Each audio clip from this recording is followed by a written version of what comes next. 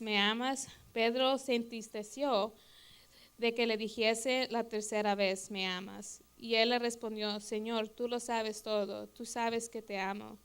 Jesús le dijo, apacienta a mis ovejas. De cierto te digo, cuando eras más joven te ceñían e ibas a donde querías, mas cuando ya seas viejo, extenderás tus manos y ceñirá a otro y te llevará a donde no quieras.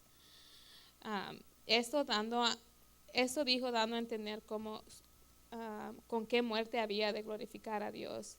Y dicho esto, añadió, sígueme. En los últimos 2 años, yo llevo trabajando, como decía el pastor, 8 años con Destino. En los últimos 2 años he estado un poco obsesionada con el personaje de Pedro, porque Pedro es una de esas personas que cuando tú lees en la Biblia es la persona que es muy emotiva y impulsiva y a veces se mete en problemas porque habla de más y hay veces es criticado muchas veces porque negó a Dios, a Jesús 3 veces, siendo que era una de las personas que vio muchos milagros de Dios, vio mucho lo que Jesús hizo en su vida. Pero algo que siempre me impacta de Pedro es que él era una persona que Jesús amaba mucho. Jesús lo amaba a él mucho y eso es lo que lo hacía a él una persona influyente y que lo cambió mucho a Pedro. Lo ves aquí hablando al principio de Juan, que es una persona muy impulsiva, pero cuando lees primera de Pedro, ves que él se llama servidor de Dios y decide, escogido por el Espíritu Santo, porque él sabe que no es de sí mismo, sino de lo que Dios ha hecho en su vida. Entonces el amor de Dios lo ha cambiado mucho a él y aquí le está cuestionando Dios que si lo ama. Y me recuerda mucho cuando yo empecé a hacer trabajo o acepté a Dios en mi corazón. Yo crecí en la iglesia y iba a la iglesia todos los días porque tenía que ir a la iglesia. Pero realmente no, y entendía yo que Dios era un Dios grande y era un Dios que, ¿cómo se dice? Like holy, que era un Dios santo, pero no necesariamente tenía una relación con Dios, o sea que veía todas las historias y leía todas las historias y sabía mucho de la Biblia, pero no, siempre tenía la duda de si Dios quisiera tener una relación conmigo. Y me da risa en el sentido de que muchas de las personas piensan que en el colegio es donde los estudiantes o los jóvenes se van a perder, pero en la universidad es donde yo realmente conocí a Dios y pude experimentar el amor de Dios por primera vez en mi vida. Y la forma en que yo pude experimentar a Dios en el colegio fue cuando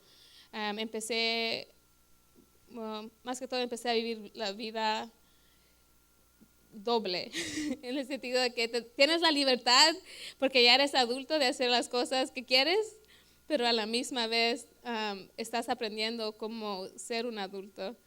Entonces empecé, ¿cómo se llama?, a juntarme con amigos que no eran cristianos o a veces iba ¿cómo se llama?, a fiestas y llegaba como a las 5 de la mañana a la casa y luego iba a la iglesia a las 8 de la mañana, porque en mi mente él decía yo, con tal que no la gente no mire lo que estoy diciendo mal o que pueda hacer cosas buenas, igual que cosas que tal vez no son tan buenas, todo estará bien.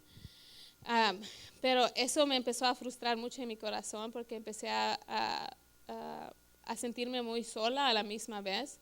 La universidad es un lugar donde también no está tu familia, entonces empiezas a querer tener amigos y tus amigos empiezan a ser tu familia, pero no necesariamente son personas que te van a querer incondicionalmente, entonces no saben todo lo que tú eres. Y a la misma vez empecé a ir a estudios bíblicos, iba a los estudios bíblicos que estaban en la universidad por medio de Cru. Y eso también me impactó mucho porque eran americanos y decía, wow, la gente americana también quiere a Dios, that's so weird. Yo pensaba que solo los latinos. Pero me di cuenta que no es cierto. Y para mi segundo año de escuela, yo empecé a sentirme frustrada en eso. hasta tal punto de que quería hacer mucho, quería ser líder aquí, con estudiantes en esta área o ir a la iglesia de en este punto, pero también quiero tener amigos, quiero ser libre, ir a fiestas. Y luego mis grados empezaron ¿cómo se llama? Desbalanzarse un poco. A tal punto que yo pensé que para mi segundo año no la iba a hacer. Yo dije, no, voy a agarrar una F. Había agarrado una F en un examen que es importante, que es tu examen de mitad de curso. Y dije, no, si no paso el final con una A, no voy a pasar esta clase. Well, yo le oré a Dios en la universidad una vez cuando iba caminando y le dije, si tú eres real, necesito que me ayudes con mis grados, que es algo simple porque ¿por qué Dios le tiene que importar mis grados? Tiene más cosas que le pueden apresurar en su vida que mis grados, y le dije, si tú eres real, ayúdame con mis grados y voy a dejar todas estas posiciones de liderazgo en el área secular y voy a enfocarme para ir más a los estudios bíblicos y voy a ir a la iglesia. Es lo que yo no sé por qué uno promete cosas, pero cuando estás desesperado porque necesitas pasar la clase, haces lo que tienes que hacer, I guess. Y fue un milagro porque en esa clase al final del año yo agarré una A. Yo no sé cómo puedes agarrar una A después de tener una F. No, es imposible. Pero empecé a llorar cuando agarré de regreso mis grados y empecé a recordar lo que yo le había dicho a Dios, de que si Él era real, que me iba a ayudar con mis grados. Ese trimestre fue que los grados más altos que tuve, solo A's. Entonces, pero yo sabía lo que yo había hecho, todas las cosas todo el esfuerzo que no había puesto en mis grados. Entonces, algo en mí, por primera vez, sentí, Dios me mira y conoce todo lo que yo hago y lo que soy, y todavía así me quiere que sea parte de la vida del reino de Dios.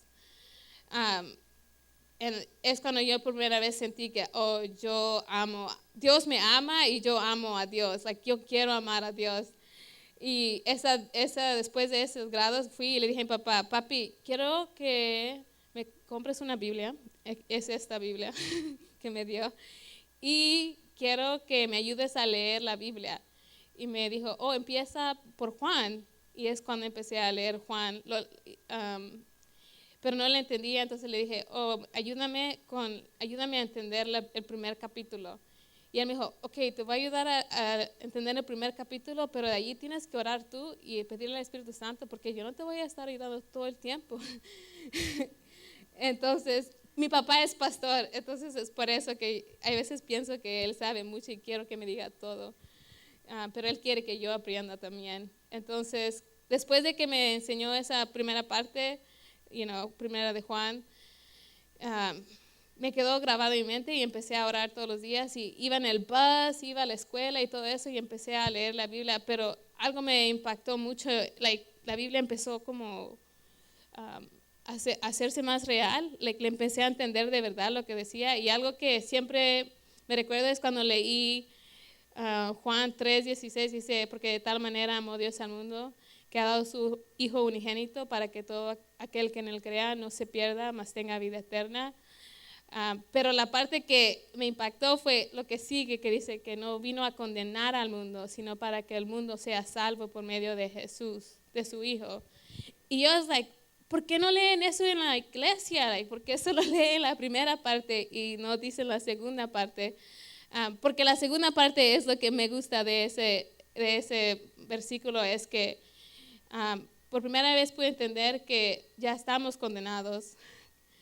Estábamos destituidos de la gloria de Dios, dice Efesios 2, que dice, aun cuando estábamos muertos en delitos y pecados, Cristo decidió dar nuestra vida, y dice que, lo conozco más en inglés que en español, dice, que nos dio vida aun cuando estábamos muertos en vuestros delitos y pecados, en los cuales anduvisteis en otro tiempo, siguiendo la corriente de este mundo, conforme al príncipe de la potestad del aire, del espíritu que ahora opera en los hijos de desobediencia. Quiere decir que ya éramos hijos de desobediencia y que Dios o Jesús está viniendo a este mundo para salvarnos de esa condenación que ya está escrita en nuestra vida. Y eso es un milagro, ese es el milagro, que esas son las buenas nuevas, que no solo estamos condenados, pero que hay una forma de salir de esa condenación que es por medio de Jesús. Y cuando yo leí esta parte, yo quería agarrar a la persona que estaba al lado de mí y decirle, ¿has leído esta parte de la Biblia? Porque yo crecí en la iglesia, pero no había leído toda la Biblia.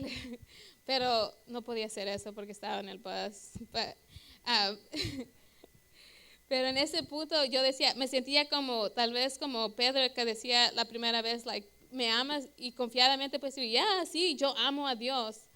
Y entonces Dios dice, ok, haz lo que yo quiero, apacienta mis ovejas. Entonces en mi mente yo sentí, Dios me está llamando, me empezó por medio de diferentes formas a llamar, a empezar un grupo en la universidad. Dije yo, tengo miedo de hacer eso porque no sé lo que estoy diciendo y realmente no sabía lo que estaba haciendo porque literalmente leí mi primer sermón y dije, no, no servía ese sermón.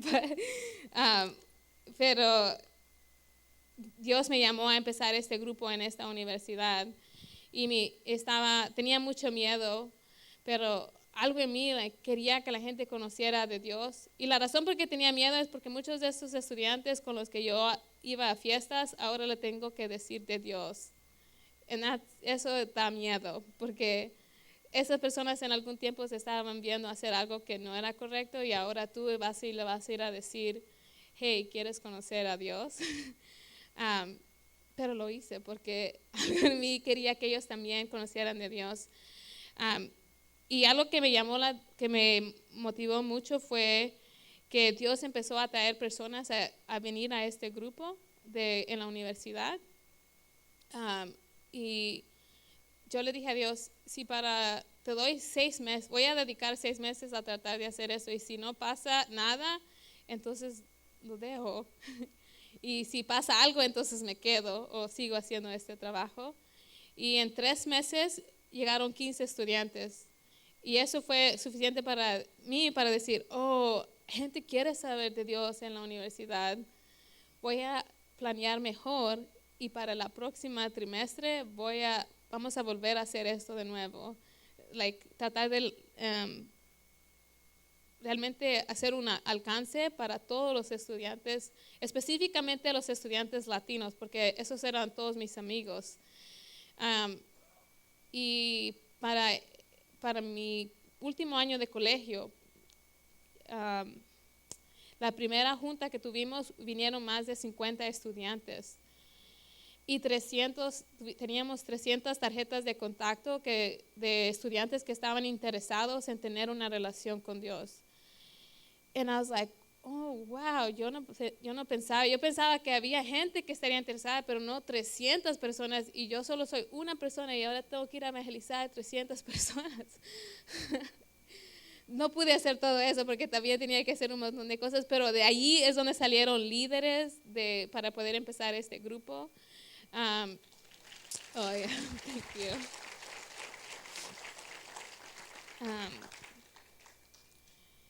Allí empezaron a salir líderes de allí y para mi último año de graduación, cuando ya me estaba yo preparando para irme del colegio, y estaba buscando carreras, dije yo, voy a ir a enseñar, eso es lo que voy a hacer. Y Dios me volvió a decir, Tina, ¿me amas? And I was like, tú sabes que te amo y tú has hecho todas esas cosas. He visto a personas conocer a Dios, personas que nunca creía en mi vida que hubieran podido conocer a Dios, amigos, personas con que yo iba a parties y viniendo a estudios bíblicos. It was really cool. Me motivó mucho a seguir en mi relación con Dios. Pero luego Dios me dijo, quiero que te quedes un año aquí para que trabajes con este grupo misionero el tiempo completo, que te dediques tu vida el tiempo completo para hacer este trabajo. Y entonces ahí es cuando empezó a costar decir, oh ya, sí amo a Dios. Pero lo hice porque no tenía otra opción. Y mi papá es pastor y él, cuando yo tenía 10 años, decidió trabajar el tiempo completo y vivir bajo fe y no trabajar un trabajo secular. Entonces yo dije, sí, mi papá lo hizo, yo puedo hacer eso por un año. Un año, si por alguna razón no fallo en esto o no pasa, solo es un año de vida que pasó. Me gradué temprano, me gradué a los 21 años, tenía mucho tiempo en mi mente. Un año es un año, dije yo. Pero tenía que recaudar fondos, entonces ese era mi mayor temor, porque yo crecí aquí en el sur centro, iba a la escuela aquí en la USC, entonces mis padres no son personas con muchos recursos financieros, mis padres son personas de bajo recurso. Y nosotros fuimos a las universidades, todas mis hermanas, por medio de becas, no porque mis papás pueden pagar eso.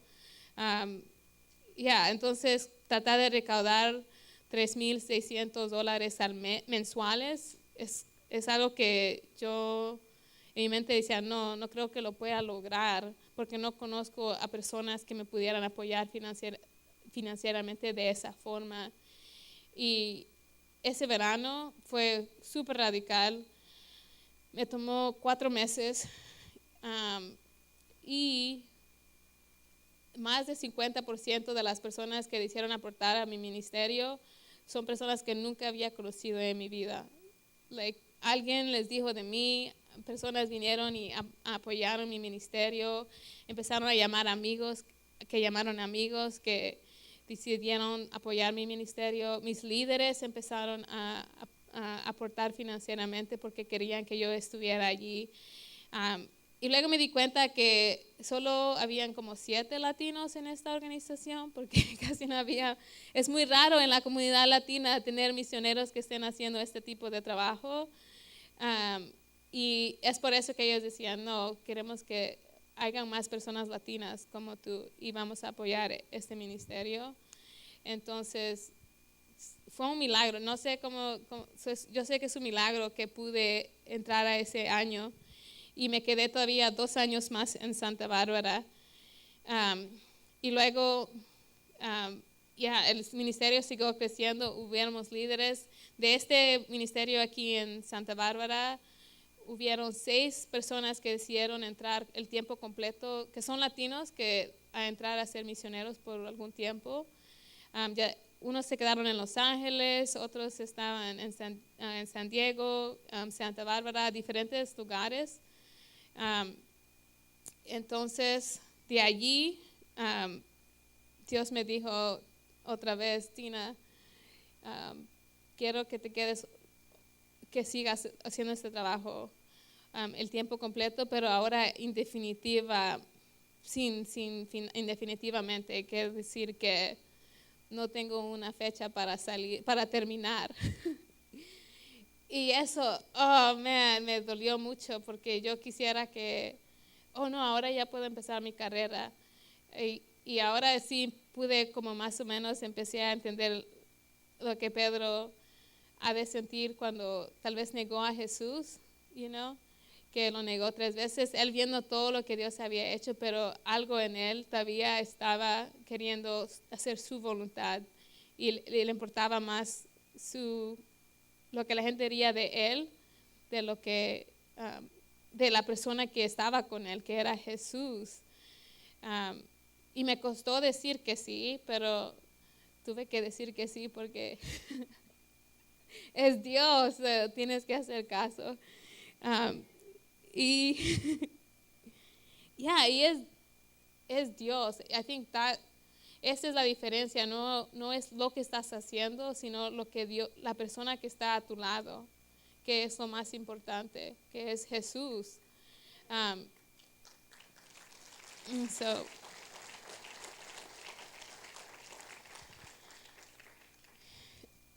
Entonces decidí quedarme otros años más, pero esta vez me asignaron a San Diego a empezar un grupo en las universidades en San Diego para recaudar, para poder empezar de cero. Había empezado sin nada o sin ninguna persona en Santa Bárbara, entonces dijeron, es lo mismo, hazlo allá. Entonces, fue más difícil porque ahora tenía que recaudar más fondos. Y ahora mis papás empezaron a decir, Dina, 1 o 2 años está bien, pero ya el resto de tu vida tal vez no es una buena idea, porque eso ya no es un juego, es tu vida. Y mis papás empezaron a cuestionar si esa era una buena decisión. Y mis papás son pastores y aún mis papás estaban cuestionando si yo debería de seguir a Dios de esta forma. Y eso es muy real, porque hay veces uno dice, qué bueno que eres una misionera y suena bien, tú estás dedicada a Dios. Pero ya cuando es tu hijo o tu hija que quiere ser el tiempo completo, es más difícil decir que sí. Y mi papá me decía, si él lo hace, es él. Y él es con Dios y él sabe que Dios lo va a respaldar a él. Pero no estaba seguro si Dios me va a respaldar a mí, porque ahora es su hija que está haciendo esto el tiempo completo. Y yo creo que porque mis papás han visto mucho lo que es estar en el ministerio y lo difícil que es hay veces, es que ellos decían, no creo que eso sea para ti. Y mi papá siempre me decía, tú ya sacaste un título mejor, ¿por qué no trabajas el tiempo completo, haces dinero y luego entras al ministerio? Pero eso no es lo que Dios me había dicho, entonces no podía hacer eso. Y eso fue muy difícil para mí, decir que sí iba a seguir trabajando con Dios, a pesar de que mis papás no estaban al 100% de acuerdo. Y esta vez, en vez de 4 meses, me duró 1 año y medio para recaudar todos los fondos que necesitaba. Entonces, ya cuando pasó 1 año, mi papá me dijo, Tina, ¿estás segura que quieres seguir haciendo esto? Y le dije yo, fíjese que no estoy segura que quiero seguir haciendo esto. Y no sé si Dios me está llamando a seguir haciendo esto. Y mi papá me dijo, si el Espíritu Santo te dijo que tienes que hacer esto, mejor hay que orar antes de decir que no. Y esa oración que mi papá hizo conmigo fue lo que me ayudó para poder seguir los próximos 6 meses recaudando fondos, para poder llegar a San Diego, para poder empezar algo.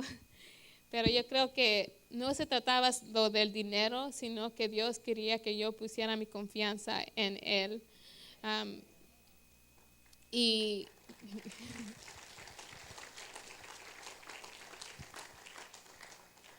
yo creo que también era para que mi papá pudiera confiar en Dios por mi vida. Y estando en San Diego no ha sido fácil. Ha sido uno de los ministerios una de mis estaciones de vida más difícil, porque no conocía a nadie allá. Tuvimos que empezar de cero. Hubo muchos obstáculos para empezar, porque no sabía nada. No sabía nada y no conocía a nadie. Pero Dios se manifestó allá. Ahora tenemos 2 diferentes ministerios en 2 diferentes universidades. Y una de las muchachas que yo la discipulaba en Santa Bárbara se vino conmigo para estar allá el tiempo completo haciendo el trabajo que yo hacía. Y ahora ella es la líder de esos ministerios allá y yo me vine para acá. Entonces Dios ha sido muy bueno conmigo. Y algo que Dios que me ha mantenido haciendo este trabajo es que Dios ha prometido que nunca nos va a dejar y que nunca nos va a desamparar.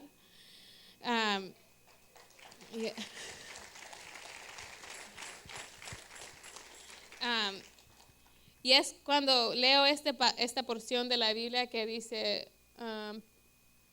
que Pedro se entristeció la tercera vez que Jesús le dijo, ¿me amas?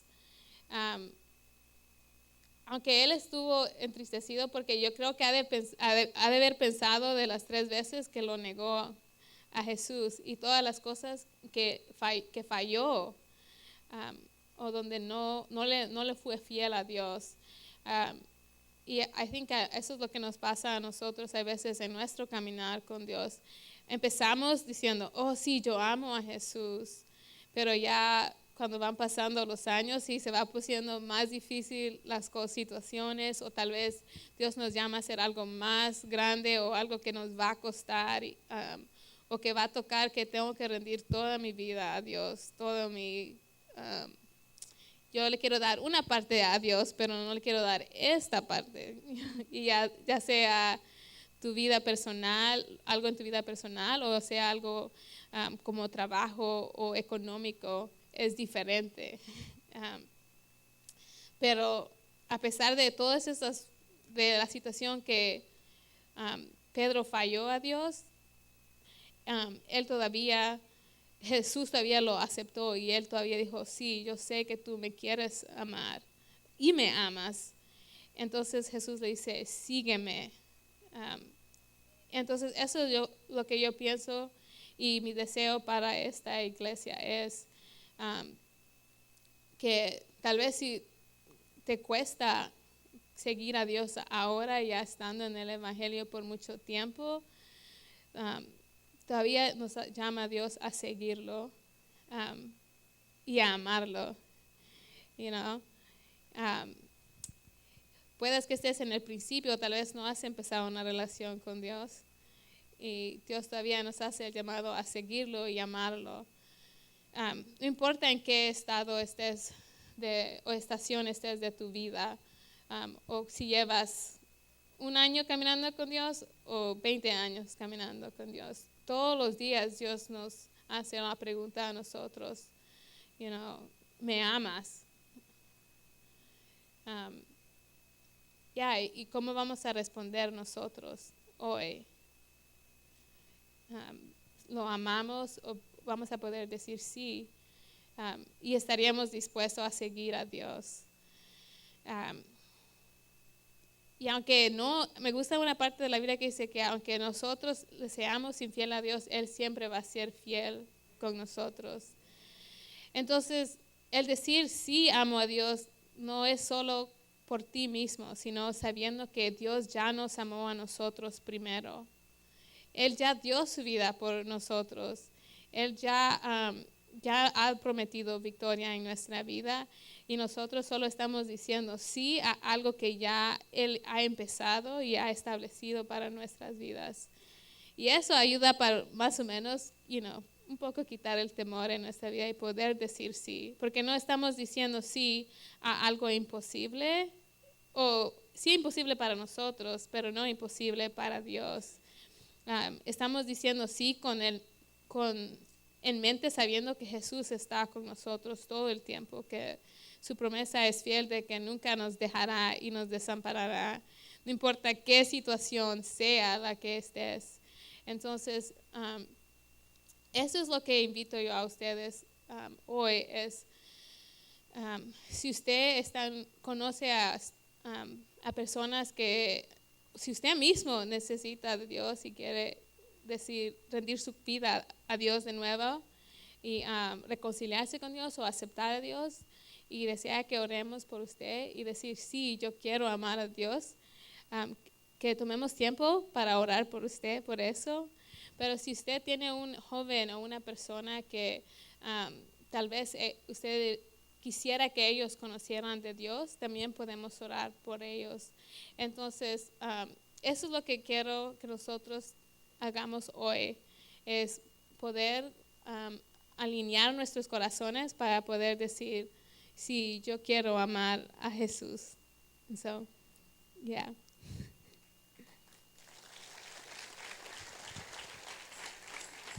Dina, muchas gracias.